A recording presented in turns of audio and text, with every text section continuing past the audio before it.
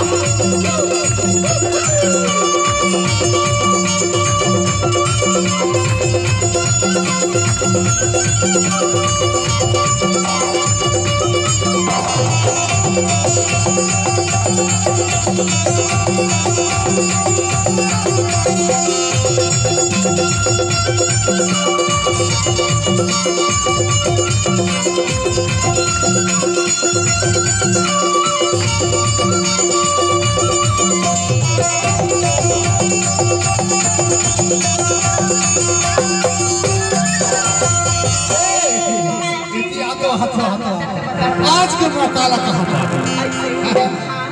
कैसे मैं जानता तोर घर को सही है नौता मगे रूप के रुकवा मा चढ़े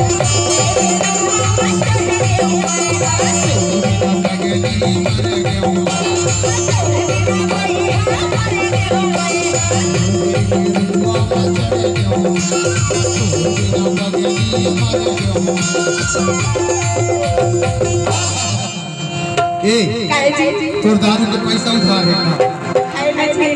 ना ये पैसा ले लेना यार पैसा ले लेना यार पैसा ले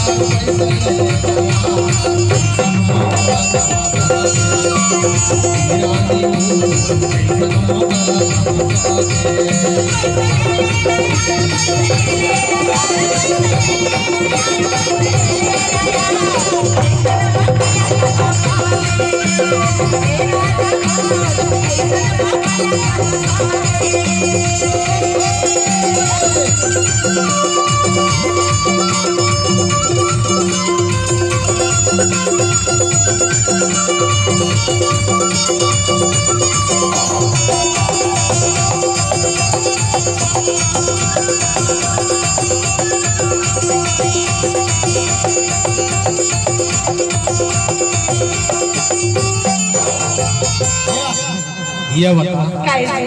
नया आज तो घर वाले आए थे जाए आज वही चीज की